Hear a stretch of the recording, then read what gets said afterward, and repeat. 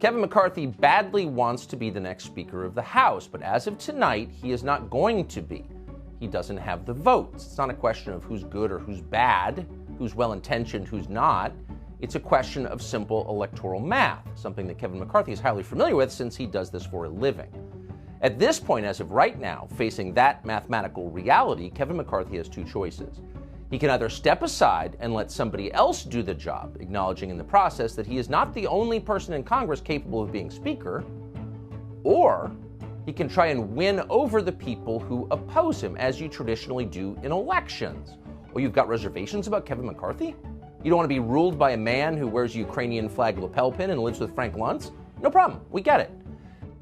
Tucker Carlson's a scum-sucking piece of shit. That is true. But I want to talk about how on this, I kind of agree. In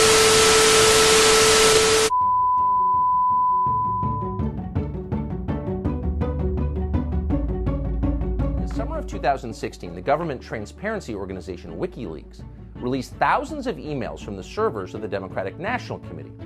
Those documents showed conclusively that Hillary Clinton partisans had worked to rig the Democratic primary against her rival, Bernie Sanders.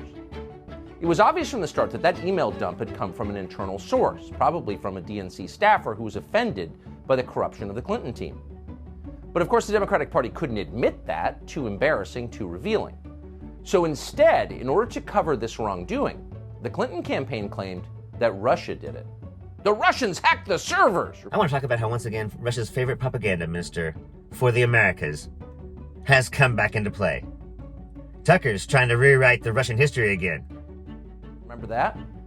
Now, you may have believed it or not, but intel agencies in this country must have known at the time that it was not true. They would know. But they said nothing. And they said nothing because blaming Russia turned out to be a very useful political tool. Once again, trying to suggest that the Russians had nothing to do with the DNC hack. Everybody knows they did. The CIA knows they did. The NSA knows they did. Tucker knows they did. This is all bullshit. In fact, before long, it became the default response to every perceived disaster in Washington.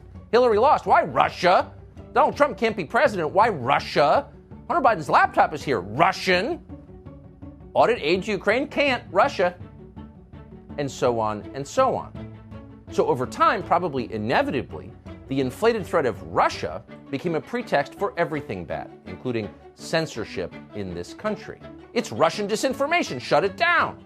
Tucker's on the side of Russia. Always has been and always will be.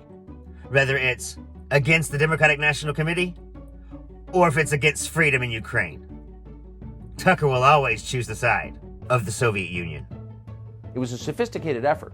At one point, for example, the State Department released a report falsely claiming that thousands of Twitter accounts were controlled by foreign governments. Russia!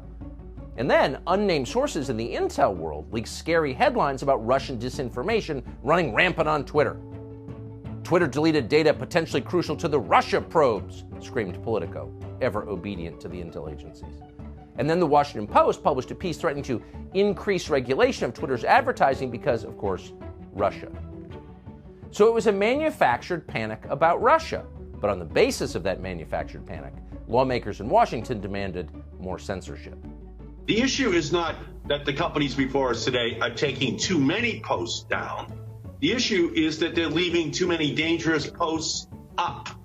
In fact, they're amplifying harmful content so that it spreads like wildfire and torches our democracy. Oh. Too much speaking. Your opinions are a threat to our, quote, democracy. That would be sitting United States Senator Ed Markey of Massachusetts. But almost nobody said anything because Russia. You'll be seeing this shortly on Russian state television. They love this kind of shit. And so it accelerated. Not long after that tape was shot, in November of 2020, Congressman Adam Schiff of California, who was then the chairman of the House Intelligence Committee, demanded that Twitter censor any discussion about the House Intelligence Committee. Quote, suppress any and all search results about committee staff, a Schiff aide demanded of Twitter. This is illegal. It's openly unconstitutional.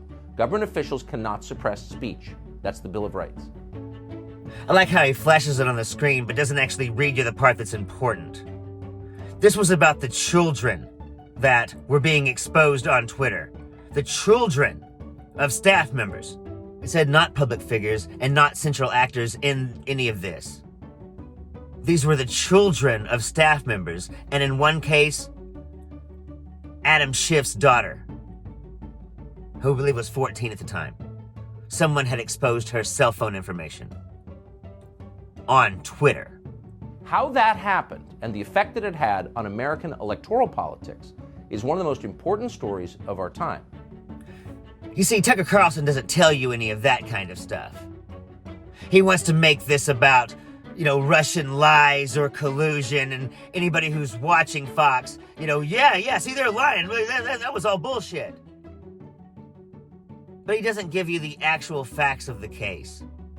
In this case, nobody was demanding anything. They were requesting that the phone numbers and names of their daughters be taken down off of Twitter. And anybody who is in favor of that being on Twitter is just, once again, Fox News helping out the pedophilia. Gee, seems like I did a video about that. Once again, Fox News bullshit, Tucker Carlson hypocrisy, and I am sick and tired of this exact same argument over and over again. When everybody knows who it is that's going after the children. I guess they would have to, because Fox News is mostly watched by 65 to 90-year-olds. At this rate, all their viewers are going to be dead in just a couple of years. And then, what are the Republicans going to do? I'm Zachariah, Lone Star Liberal. 20 House Republicans voted against GOP leader Kevin McCarthy during today's 5th speaker ballot. God, you guys can't even have a red wave amongst yourselves.